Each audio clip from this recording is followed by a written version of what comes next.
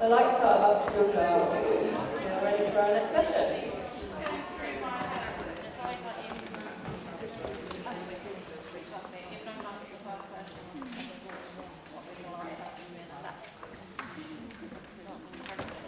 That's better.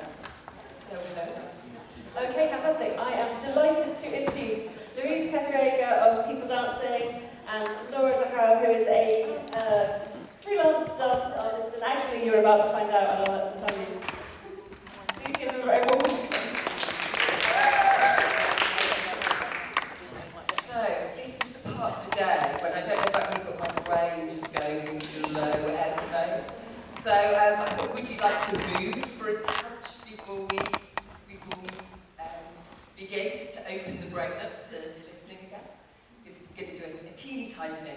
So I do this a lot. It's called brain dance. If anybody wants to know, well, talk to you or give you a little later. So everybody, let's just close your eyes, close your hands. Somewhere where you breathe from. You can do this standing, sitting or lying down. I'm so tempted to lie down. And just take one big breath in. Feels the whole body out.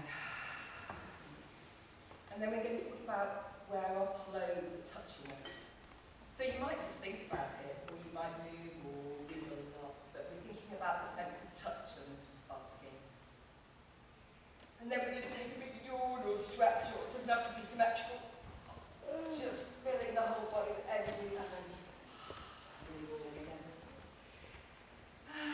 Think about your head. So you might think about it, or pat it, or move it. Many choices. Think about your tail, the bottom part of your body. So that might think about it. Move it against your chair, stand up and wiggle it, circle it, and then can you do the two together, the head and the tail? Nodding, wiggling. I've got my eyes closed, so I can't even think about being embarrassed. And then top half of the body. The only rule is it has to be both sides at once. So again, it doesn't have to be symmetrical. You can get it shaking, circling, just waking up the top half of the body. Waking up the bottom half. So, if that part of you isn't a part that moves, use another part. What do you need to do to wake up? Both sides of the lower body. And then opposite sides. I sometimes say that this is like disco. Woo! The opposite sides. and with very little children, you touch your hip, touch your knee, touch your ankle, but many interpretations of that, and the other side, both sides of the body. And then the sense of a turn or a spin. So I'm going to do a full one. Standing up. But that might also be spin. It might be your eyes. It might be your figure. Good. That should have, switch the silences on a little bit. I'll explain why in a time. So, we're going to have a conversation because when Laura and I were talking about what we were going to do, you You were saying it's always a conversation? Absolutely. I think it all starts with a conversation. And when it comes to sort of access within dance, I feel like it's not about being imposed on and not being told what to do, but actually having that conversation. And if you don't know the answers, don't assume them. I mean, what's that saying? To assume is to make an ass out of you and me. So let's not do that, right? So let's start a conversation and see where things go. And the same goes for us as an organisation. We've been working a very long time in the field of dance involving disabled people, but it has always involved disabled people. Nothing about us without us. Often go to speak with students or anybody saying, how do you know how to? And I said, well, you asked a disabled person. And I would say that I have learnt as much over coffee and beer as I have in the dance studio. And those two things are so important, as we saw in the lovely presentation. Alcohol, absolutely.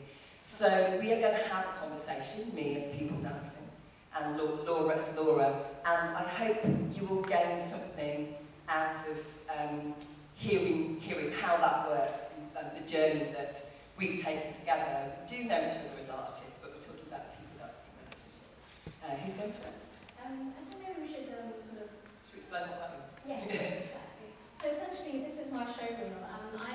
I started off as a community dancer, and I started off with a company called Silence Dance Collective, East London Dance, and I started off in hip hop and contemporary. And yeah, it's just really nice to be able to engage with. I was the only person in a chair in that company, and I just learned, trying to try and copy everything. But actually, it's not about that. It's about trying to adapt for what I need for myself and understanding my own body and how I can adapt things to make them work, and understanding the foundations and principles of things.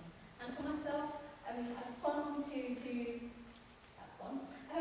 So this presentation is actually going to be available to send to all of you, so you have a sense of doing that. We had a bit of tech issues earlier, but this is, yeah, happy.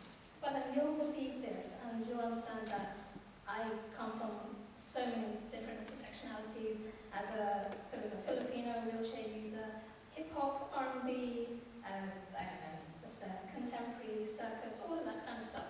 And it's what I've just sort of been a sponge in terms of my learning and just wanting to create things. And working with people dancing has been really lovely because they've really supported and had us. We started the conversation actually from when I was doing some R&D, through contacting a contemporary / b-boy break dancer, and I wanted to get in touch with him. And so the producer was actually Louise Katerega, who works at People Dancing. So then that's where it started. So it started from mentoring into wanting to be able to engage with the different types of intersectionalities that we share. And there is a video called Adaption, which will be in a document that will be sent to you as a YouTube link, and you can see sort of where we started with that. But yeah. So you can already hear the length and depth of the relationship, and I think this is something that we wanted to get across. We came up with this acronym, Real Relationships, REAL, and what those things mean to us, and we'll sort of say at the end.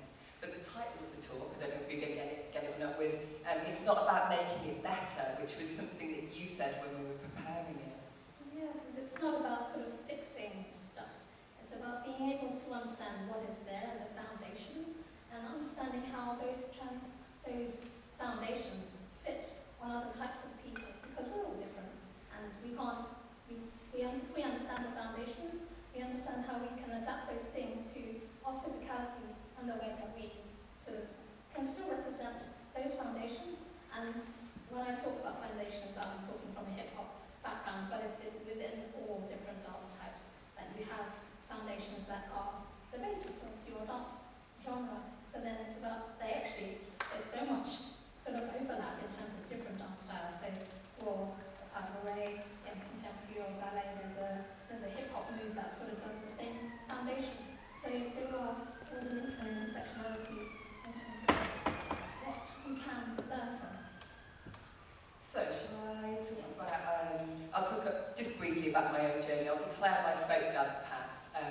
I have a beautiful heritage, which is Ugandan, English and Irish, but I was born in Wales, so I was raised on barn dances and with folk music and with the ill, if you know what the Irish standard is, so it's been absolutely beautiful to come full circle.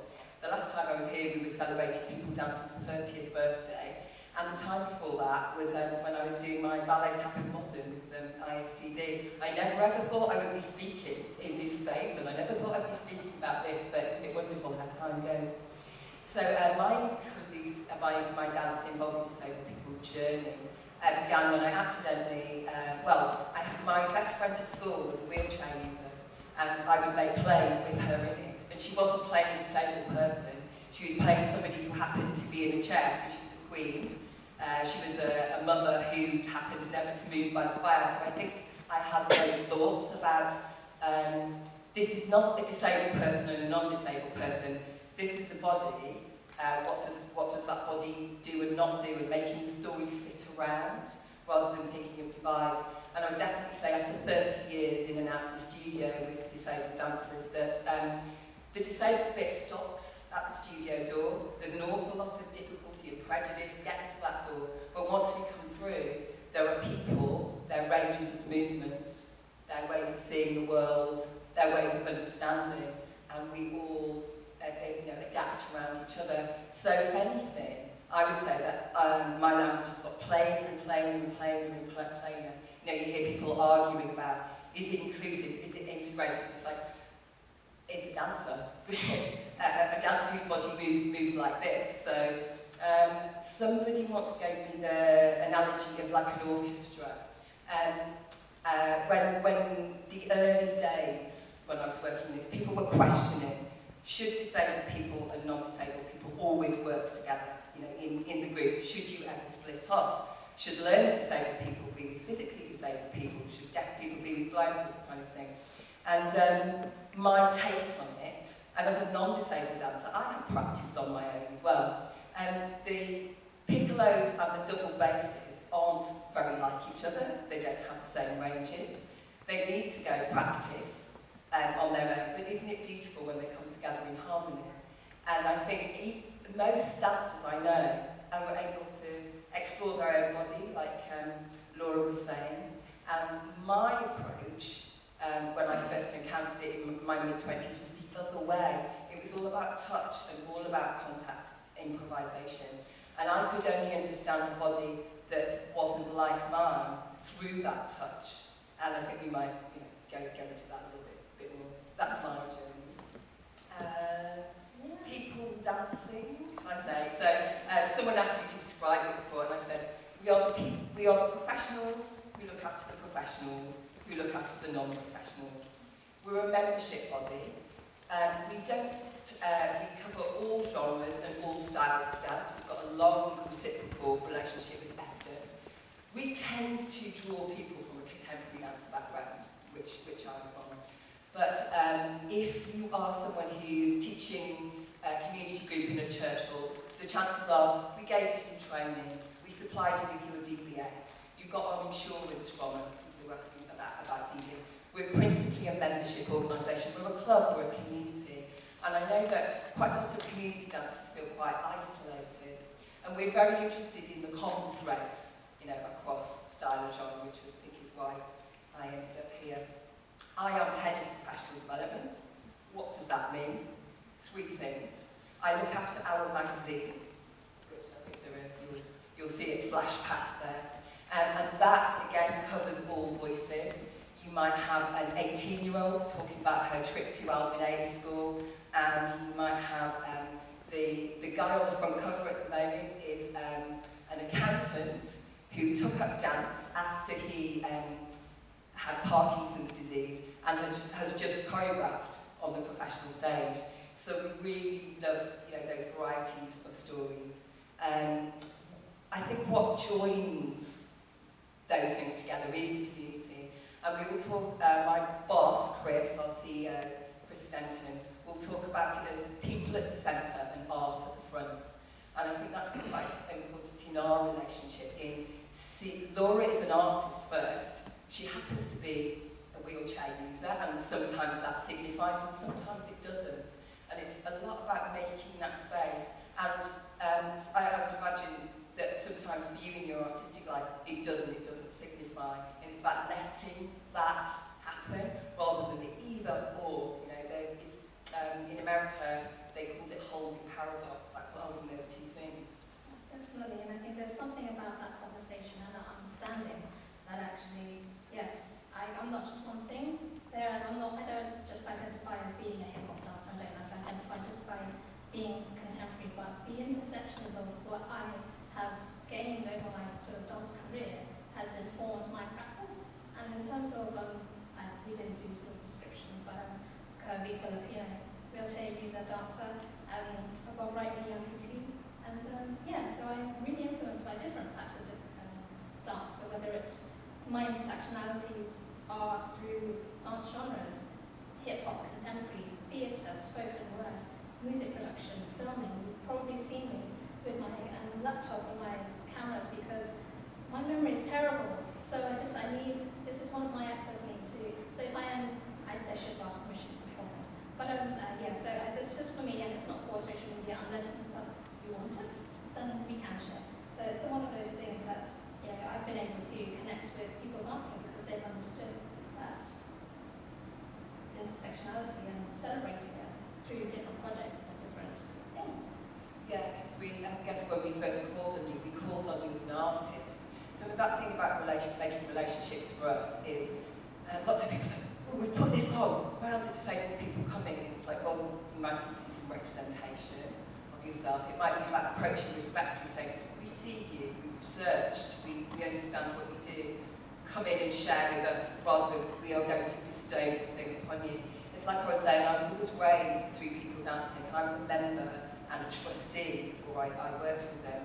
There have always been disabled people in the room and in the conversation and steering the conversation. I wouldn't really understand a room where there wasn't. I was going to say the other things we do in professional development. We do formal courses, one-off events, sometimes online, sometimes live. We have networks that are our specialisms, early years, older people, dance for Parkinson's, soon to become wider dance health and well-being. That doesn't include disabled people because we don't conform to the medical model. We don't think there is anything wrong with disabled people. You don't have a disability. It's society that isn't set up wrong for you. So it's not that Laura can't get in the door because she's a wheelchair. It's that the builders of the building didn't build the building right. And it goes back to that thing that anyone, there is no such thing as perfect access, but creating choices for range of movement. I think that's what's really important. In terms of personally, there's that. What I've really loved about working with people dancing is the openness. This idea that there can be a conversation, and there can be someone will respond to an email, someone will respond to a message, and this openness is really important because when you send an email and no one responds to you, you're just like, just respond. Yes, no, maybe, that's all we need. And I think that's what I've really liked about sort of the relationship with people dancing, is because it's been, yes, they've asked me to do things and I've been able to respond. And this openness about not, adhering to this medical model. I used to identify as, I used to call myself a wheelchair user, I've got right knee amputation, I've got multiple sclerosis, But the fact is, that's not important. The fact is, I'm a dancer, first and foremost. And that's what people dancing understand.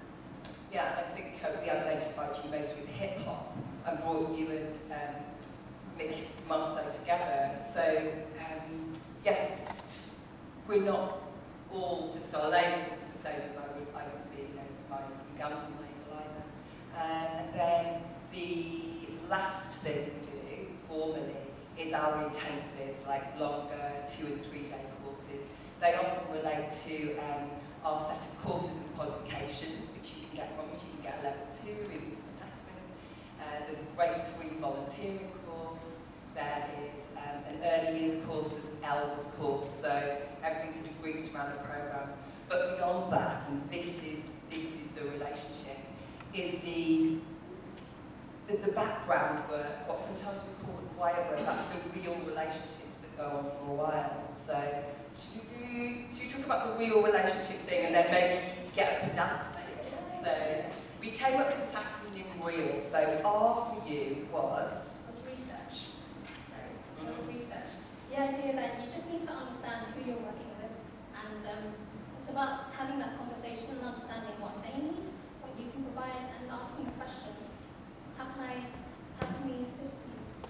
then we've got this idea about what you are, and we're going to put our access on you. It doesn't work that way. It's about that conversation, it's about knowing. And R for us would be respect, so going in respectfully. And if anything, I assume that somebody is completely cognitively able until I hear or see otherwise, and then it's up to me to adapt to just as we've been seeing today. All that. And what was your E? My E was empowered, automatically seeing. It's that thing about that sort of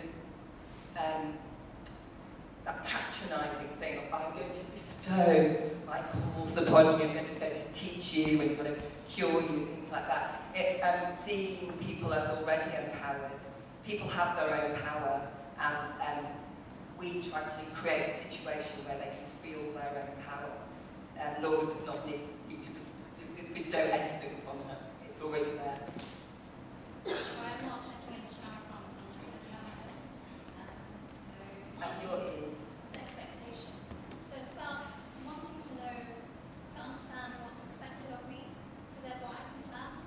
Because if I'm thrown into a situation, then I'm going to be the one who's in that situation if I don't have help. So if I understood that expectation beforehand, then maybe I can plan ahead. Right. I'm really sorry to interrupt. Working. Thought you were a bit quiet. That's all right. Oh, no. Yeah.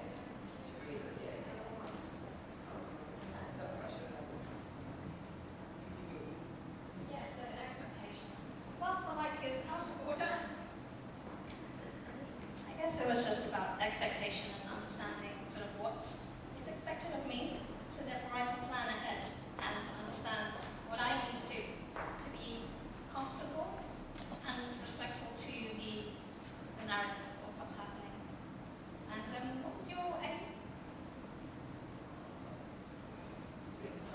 Artistic, yeah, like I was saying, people at the centre, art at the front. Laura is a creative artist first, and I was going to say about the following from the expectation thing. You can never plan enough, but who do you ask about what is needed? The person. And they may convey that to you non-verbally, but always the person's back to that, people at the centre, art at the front. And your A was? Advocacy, yeah, so this idea of want to empower people, I think this is what you was, and it's about this idea of taking agency or having agency to be able to do things, having agency to be able to navigate in the way that works for you, or the way that works for the person in question. And I think that's what I feel is really celebrated when I work with people dancing, because they give me that agency to work within my remit as opposed to imposing on me. And your L was? Long term. As you can see, we've known each other a very long time. I can remember Laura, you described yourself as being, I can remember her wheeling into a youth dance group just as I was leaving the room. I was thinking, who's that? That's got that chutzpah. And not everyone is, kind of tough and extrovert like that. I was thinking he was a real trailblazer, and I don't know if it's just luck, you've got that personality, but I was going to say something about the advocacy just then, which was, it'll come back to me. What was your L? So it was lived experience, just that because you talked about sort of the things that you saw in me. I think it was just because I've plonked myself in places and just said, I just want to learn. I don't want to be a pioneer of sorts. The idea is that I just want to learn. So I plonk myself in places, and there don't happen to be other disabled people in the room. So yeah, so it's quite nice just to be able to understand and just to learn. I think that's me. I consider myself a bit of a sponge, and I would just like to soak things in and take it in, and whatever comes out would be my take on it. I think that's something that is sort of in my job title, but that understanding of someone's hunger for development.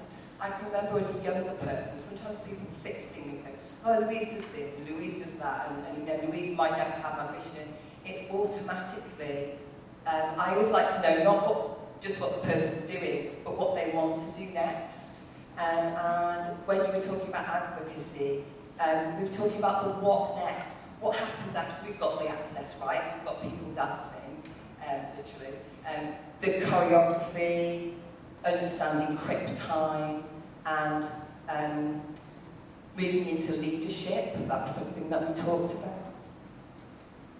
Definitely. I think when we hand you this presentation, you'll be able to see it a bit more clearer, and it will sort of explain itself. There is a term, crip time, if you've heard it. It's one of those things that just essentially we all have different time, right? And it's the time that it takes for us to be able to be our best selves and to be our best in our best practice. And I guess there's something for me in terms of what's next. It's about sort of advocating for putting disabled people in the forefront of choreography, of decision making, of being in spaces where they have an agency to be able to create. And one of the things that is coming next for me is I want to do that through bringing people for this, I think it's, what is that? Yeah, so I applied for Unlimited and Settlers Wells collaboration, and the idea is that I'm going to put a bunch of people with disabilities in a room, and we're going to teach them some Kung Fu and see how we can integrate their artistry through theatre, music, dance, spoken word, and all the things that I'm interested in, but also that these people also specialise in, and that they're art forms, and that they can actually, they can have agency to be themselves, and we can sort of tell our own stories of our lived experience. And I do have some postcards and flyers with my QR codes that lead to different sort of where I've come from in terms of the things that I do. Finding My Strength is a song that I released, and it's become a bit of a legacy, so 10 years strong, and it's on Spotify. The flyers are back there, over there, so so that's what's next for me. And our role in that, again, is probably quite quiet. Again, it's the lateral support. It's the feeling like that we're the phone a friend. One of the things about people dancing for me, always when I was at Punterman, you can just pick up the phone. It's back to the not being ghosted thing, like to have a conversation, stay in conversation. But I think I always encourage everyone, and myself included, to always be the what's next, what's beyond. I can remember when I first came into this work, admiring disabled performers and being very excited that people would do these contemporary things, but I was thinking, until disabled people are choreographing, until they're leading, until they're heads of organisation, it's still a sideshow. A really beautiful, benign, politically correct sideshow, but how are we moving aside? And in a book somewhere is called Introduction to Community Dance. There's a little story of how I worked with my dear departed friend, Tom St. Louis, and he was better qualified for me for the job of choreographer, but they asked me. But I deliberately moved aside. I made them rip up their budget and start again, so I was his assistant. So that's the thing, I think, the people dancing thing is to leave in the room, is to what's next, where's the power, and can we move aside? So I think, we've ended. I'm telling you, that's the end. But, is that okay? Sorry, that's fine. Talk forever. We got there. And everything that I've given you is, we have a huge website. I've given you a little trip round it for your different career stages, and a really great article from the film that you see, which was one of those projects which was where did it all go right? And I hope that could be taken and be applicable to any context.